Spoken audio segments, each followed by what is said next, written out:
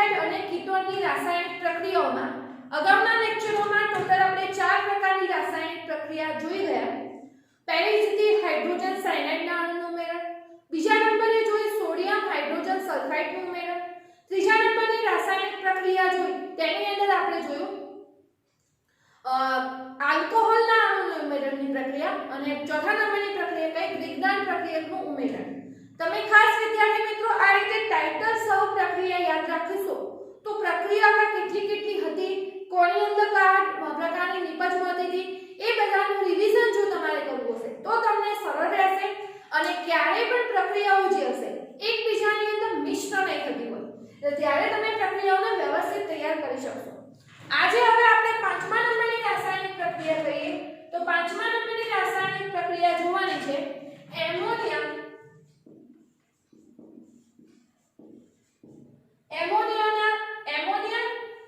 અને એમોનિયાના વ્યુત્પન્નોનું ઉમેરણ.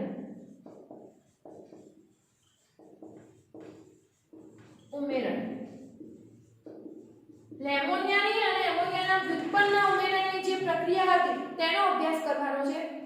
આલ્ડીહાઇડ હશે કે કીટોન સંયોજન હશે એની અંદર આપણે પ્રક્રિયા કહીએ તો C≡O કાર્બોનિલ સમૂહ એની અંદર પ્રક્રિયા કરતો છે અને બીજું એમોનિયાના વ્યુત્પન્ન સાથે પ્રક્રિયા એટલે NH2Z આ એમોનિયા અને એમોનિયાનું વ્યુત્પન્ન. હવે આ વસ્તુ આપણે સમજીએ કે એમોનિયાનું સૂત્ર આપણે જ્યારે લખતા હોઈએ છીએ તો એમોનિયાનું સૂત્ર આપણે આ રીતે લખીએ છીએ NH3. આ NH3 નું જે સૂત્ર લખીએ છીએ એમોનિયાનું સૂત્ર એની અંદર નાઇટ્રોજન ઉપર એક અભંકારક ઇલેક્ટ્રોન યુગ્મ હોય છે. એમોનિયામાંના હાઇડ્રોજનનું વિસ્થાપન અહીંયા કોઈ બીજા પરમાણુ વડે થાય અને જે નિપજ મળશે દાખલા તરીકે અહીંયા R સમૂહ જોડાયેલો હોય તો કહેવાશે RNH2. અહીંયા દાખલા તરીકે C6H5NH2 જોડાયેલો હોય. ટૂંકમાં એમોનિયામાંના હાઇડ્રોજનનું વિસ્થાપન અન્ય ક્રિયાશીલ સમૂહ વડે પરમાણુ કે પરમાણુ સમૂહ વડે કરીએ અને જે બધા બનાવશે અહીંયા એમોનિયાના વ્યુત્પન્ન કહેવાશે.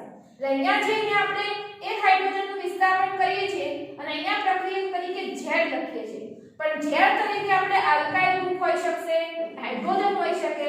Z તરીકે જો હાઇડ્રોજન જ હોય તો એમોનિયા જ બનશે પણ અહીંયા આલ્કાઇલ ગ્રુપ હોય, OH ગ્રુપ હશે તો આ રીતે અલગ અલગ અહીંયા પ્રક્રિયકો બનતા હતા. તો અહીંયા પ્રક્રિયાનું નામ જ ખાસ આવે છે એમોનિયાના વ્યુત્પન્નોમાંથી. તમને પ્રશ્ન પહેલો જ થશે કે વ્યુત્પન્ન એટલે શું? તો વ્યુત્પન્ન એટલે અહીંયા જે એમોનિયાનું હાઇડ્રોજનનું વિસ્થાપન જુદા જુદા પરમાણુ કે પરમાણુ સમૂહ વડે કરી અને જે અહીંયા બનશે એ એમોનિયાનું વ્યુત્પન્ન કહેવાશે. હવે અહીંયા એટલે એના માટે અહીંયા આપણે ઝેર ધારેલો છે પણ ઝેર તરીકે આપણે બીજા અલગ અલગ પ્રક્રિયકો લેશું અને એના આધારે જે અલગ અલગ નામ બનતા હશે તેની આપણે વાત કરીશું. હવે અહીંયા NH2Z આ એમોનિયાનું જે વ્યુત્પન્ન હતું તે લીધેલું છે. હવે આગળ જે પ્રક્રિયા કહીએ આગળની જે પ્રક્રિયા કહીએ અહીંયા પ્રતિવર્તી પ્રક્રિયા છે. અહીંયા કાર્બોનિલ સમૂહ આલ્ડીહાઇડ કે કીટોનનો કોમન જ આપેલો છે અને એના જોડે પ્રક્રિયા તો કાર્બન C ડબલ બોન્ડ હતો ડબલ બોન્ડ તૂટશે ઓક્સિજન સાથે આમાંથી જોડવાનો છે હાઇડ્રોજન અને કાર્બન જોડે જોડવાનો છે NH એટલે એક હાઇડ્રોજન હશે ઓક્સિજન સાથે જોડાશે OH બનાવશે એટલે અહીંયા વધશે NH અને આ રીતે આપણે કહીએ તો એક પ્રકારની મધ્યસ્થી નિપજ આપણને અહીંયા પ્રાપ્ત થતી હતી. એટલે આ રીતની અહીંયા આપણને મધ્યસ્થી નિપજ જે કહીએ તે પ્રાપ્ત થશે. હવે આગળ જ્યારે એની પ્રક્રિયા કરીશું એની ત્યારની વાત છે તો નિપજ જે બનતી હશે એ નિપજ કાર્બન ઓક્સિજન. હવે ઓક્સિજન જે અહીંયા હતો એમાંથી ડબલ બોન્ડ કાર્બન અને ઓક્સિજન વચ્ચે હતો એની જગ્યાએ નાઇટ્રોજન જોડે C ડબલ બોન્ડ N અને અહીંયાથી NZ અને આ હાઇડ્રોજન આ જેથી OH હાઇડ્રોજન OH આટલું દૂર કરશે H2O નો અણુ. એટલે આ રીતની આપણને જે કહીએ નિપજ મળતી હતી NC ડબલ બોન્ડ NZ અને આ પ્રકારની અલગ અલગ પ્રક્રિયકોના નામ અલગ અલગ હશે, અલગ અલગ નિપજોના નામ અલગ હશે. એના માટેનું જે કોષ્ટક કહીએ એ આપણને આપેલું છે કે ઝેડ તરીકે અહીંયા તમે કયો પરમાણુ લીધો હોય તો એ પ્રમાણે નિપજ કઈ મળતી હશે એ તમે કહી શકો. દાખલા તરીકે અહીંયા ઝેડ તરીકે R લીધેલો હોય તો અહીંયા ઝેડ તરીકે R લીધેલો હોય તો અહીંયા તમને જે નિપજ મળે એમાં R ગ્રુપ અહીંયા જોડાયેલું હશે. એટલે આ રીતે અલગ અલગ નિપજો આપણને પ્રાપ્ત થશે. જે કોષ્ટક આપણને આપેલો છે એ જોઈએ, પછી એક એનું ઉદાહરણ આપણે લઈશું.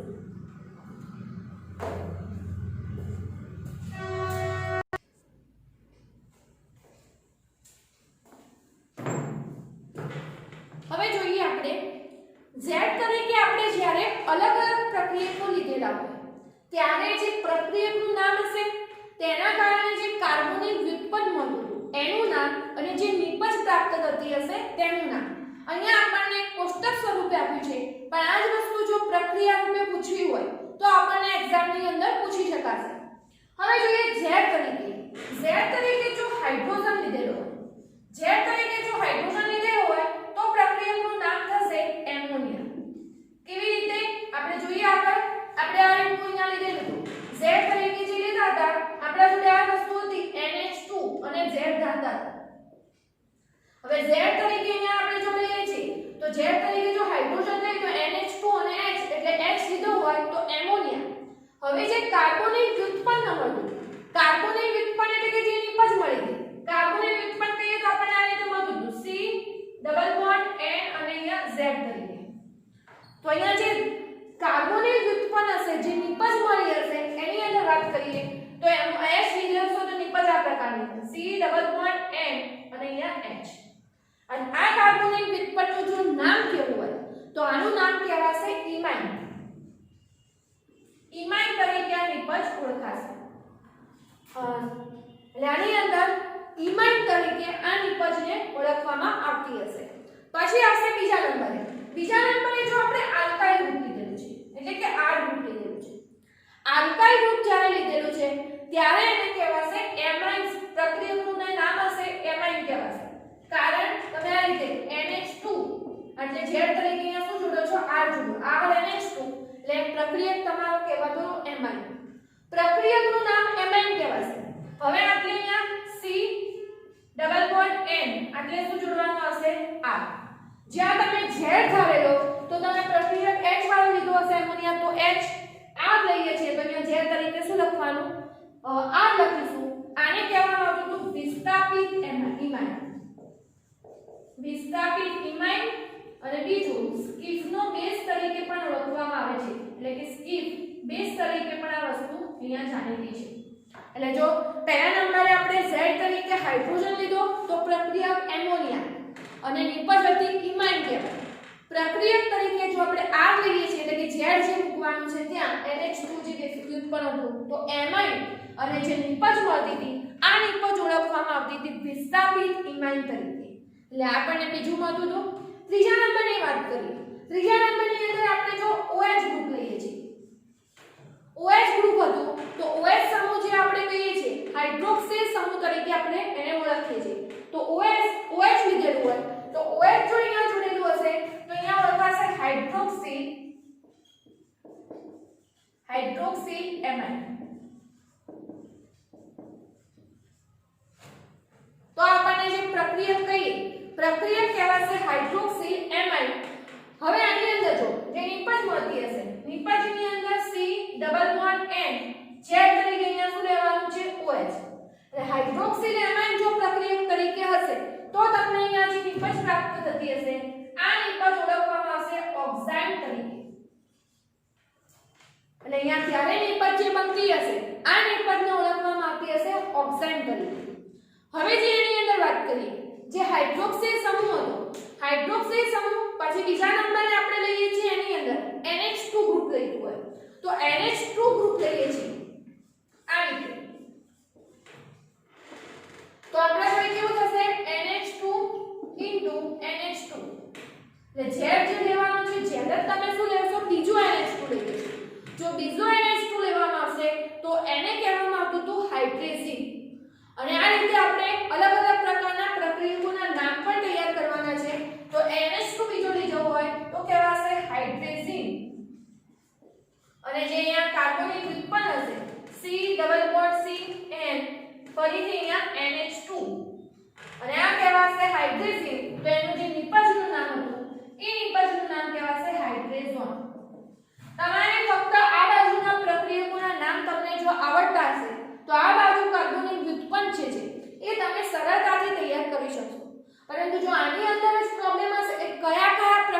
લીધા છે એ તમને ક્રમશઃ યાદ હોવા જોઈએ. હાઇડ્રોજન આલ્કાઇલ ગ્રુપ લીધેલું છે, OH લીધેલું છે, NH2. હવે એની અંદર આગળ જોઈએ તો NH2 માંનો જે હાઇડ્રોજન હતો એ વિસ્થાપિત કરી અને ત્યાં બેન્ઝીન રિંગ જોડી. તો આપણે એ રીતે NH2 હતો એક હાઇડ્રોજનની જગ્યાએ અહીંયા બેન્ઝીન રિંગ જોડેલી છે આ રીતે. તો એને કહેવાશે ફિનાઇલ હાઇડ્રેઝિન. ફિનાઇલ હાઇડ્રેઝિન. અને આ ફિનાઇલ હાઇડ્રેઝિન ની અંદર C ડબલ બોન્ડ N પછી આગળ Z તરીકે જ્યારે લખવાના આવશે ત્યારે NH અને બેન્ઝીન રિંગ કહેવાશે ફિનાઇલ હાઇડ્રેઝોન.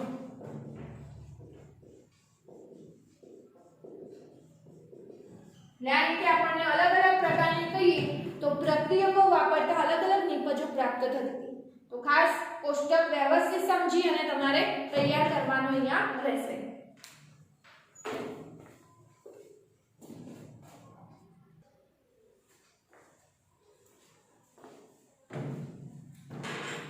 તેના પછીનું ફરીથી આગળ જોઈએ ક્યાં રીતે આપણા જોડે પ્રક્રિયક તરીકે NH.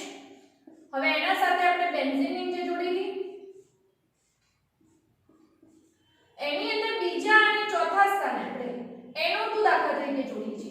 તો પ્રક્રિયકનું જે નામ હશે એ કહેવાશે 2,4-ડાયનાઇટ્રો ફિનાઇલ હાઇડ્રેઝિન. 2,4-ડાયનાઇટ્રો ફિનાઇલ હાઇડ્રેઝિન તરીકે ઓળખાશે. અને એની અંદર જે કાર્બોનિક વ્યુત્પન્ન મળ્યો છે આ કાર્બોનિક વ્યુત્પન્ન C ડબલ બોન્ડ N અહીંયા જે Z તરીકે જોડવાનું છે એ આટલો મોટો સમૂહ હશે એટલે Z તરીકે જોડાશે NH બેન્ઝીન રિંગ. બીજા અને ચોથા સ્થાને NO2 પ્રક્રિયકનું નામ આવશે 2 એટલે કે નિપજ જે હતું એનું નામ આવશે બીજા સ્થાને અને ચોથા સ્થાને NO2 એટલે 2,4-ડાયનાઇટ્રો ફિનાઇલ હાઇડ્રેઝોન. પ્રક્રિયક હતો 2,4-ડાયનાઇટ્રો ફિનાઇલ હાઇડ્રેઝિન તો નિપજ આવશે બીજા અને ચોથા સ્થાને 2,4-ડાયનાઇટ્રો ફિનાઇલ હાઇડ્રેઝોન. આ બાજુ હતું તો હાઇડ્રેઝિન કહેવાતું, આ બાજુ હતું તો કહેવાશે હાઇડ્રેઝોન. અને છેલ્લો જે Z તરીકે પ્રક્રિયક લઈએ છીએ એ સેમી કાર્બાઇડ લીધેલું હોય. સેમી કાર્બાઇડ કાર્બેઝાઇડ કહેવાશે. Semicarbazide NH C double bond O NH2 semi કાર્બેઝાઇડ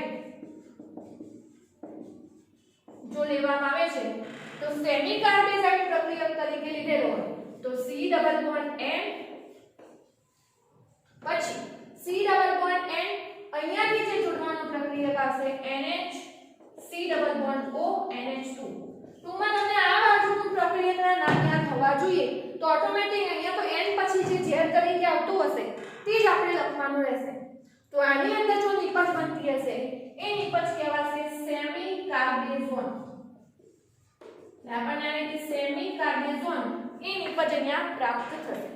એટલે આ રીતે આપણે અલગ અલગ પ્રકારના જે કહીએ પ્રક્રિયકો Z તરીકે લઈ અને અલગ અલગ નિપજો પ્રાપ્ત કરી શકતા હતા.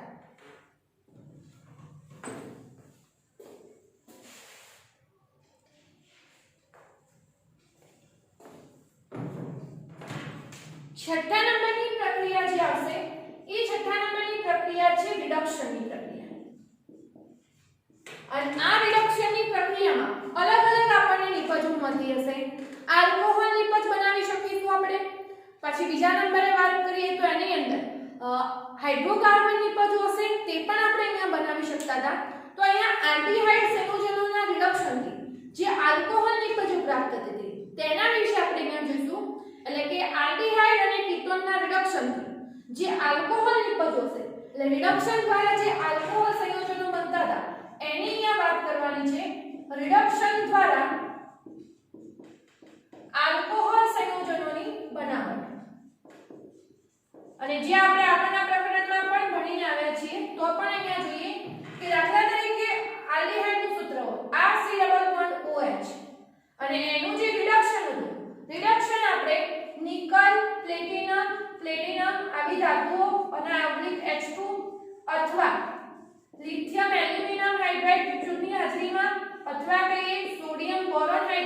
હાજરીમાં થતા હતા. તો આની અંદર જે લિથિયમ એલ્યુમિનિયમ હાઇડ્રાઇડ પાણીના અણુ જોડે હોય અહીંયા H2O ના અણુની હાજરી હશે.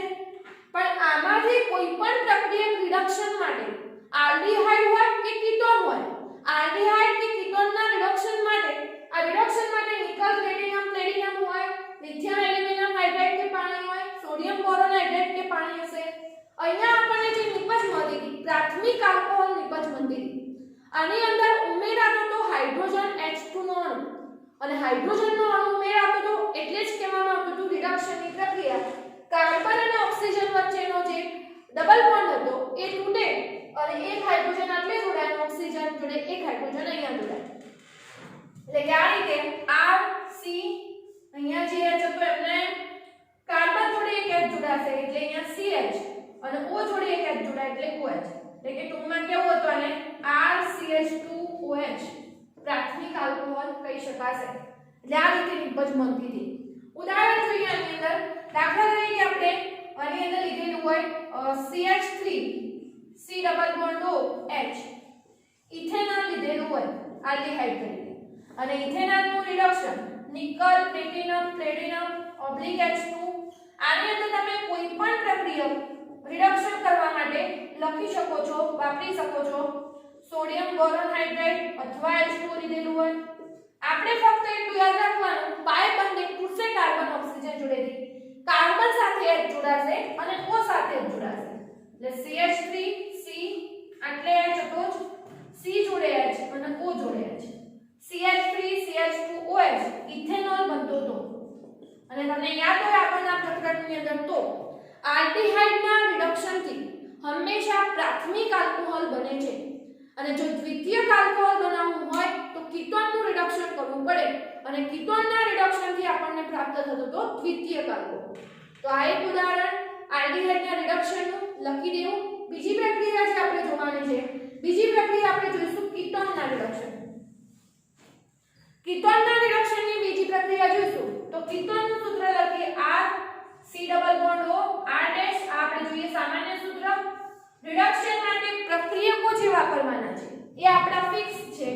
નિકલ પ્લેટિનમ H2 અથવા સોડિયમ બોરોન હાઇડ્રાઇડ H2O અથવા lithium aluminium hydride H2O. Carbon અને ઓક્સિજન વચ્ચેથી પાય બંધ તૂટશે. કાર્બન જોડે એક H જોડાશે, એક O જોડે જોડાશે. એટલે R C જોડે H O જોડે H અને આટલે R અને R ડેશ હતું એ. મતલબ કે જે તમને આલ્કોહોલ પ્રાપ્ત થાય છે આ આલ્કોહોલ મળશે દ્વિતીયક આલ્કોહોલ અહીંયા પ્રાપ્ત થતો. ઉદાહરણ જોઈએ આની અંદર CH3 અહીંયા ડબલ બોન્ડ પ્રોપેનોન લીધેલું હોય. અહીંયા તમારે ફક્ત એની અંદર શું પ્રોસેસ થાય છે એ સમજવાનું છે. ઉદાહરણ કોઈ પણ રીતે બદલીને આપેલા હોય તો પણ તમે આની અંદર પ્રક્રિયા લખી શકશો. પ્રક્રિયા હવે આગળ નિકલ પ્લેટિનમ કોઈ પણ ધાતુ ઉદ્દીપક કે હાઇડ્રોજનીકરણ કરે NaBH4 H2O હોય અથવા લિથિયમ એલ્યુમિનિયમ હાઇડ્રાઇડ અને H2O હોય તો CH3 C જોડે H જોડાશે, O જોડે H. પ્રોપેન 2 ઓલ કહેવાશે. દ્વિતીયક આલ્કોહોલ તમને અહીંયા નિપજમાં મળતું હતું. એટલે આ રીતે તમે અહીંયા દ્વિતીયક આલ્કોહોલ જે કહેવાય પ્રોપેન 2 ઓલ બનાવી શકતા હતા. એટલે અહીંયા રિડક્શનથી યાદ રાખવાનું ખાસ આલ્ડીહાઇડના રિડક્શનથી પ્રાથમિક આલ્કોહોલ અને કીટોનના રિડક્શનથી દ્વિતીયક આલ્કોહોલ પ્રાપ્ત થયું. અહીંયા આપણે પાઠ્યપુસ્તકમાં ઉદાહરણો આપેલા નથી તો એ ઉદાહરણો સામાન્ય સૂત્ર પણ તમારે અહીંયા જોડે પુસ્તકમાં અને કોઈ તમારી નોટ્સ બનાવેલી હોય એની અંદર લખી દેવું ખાસ.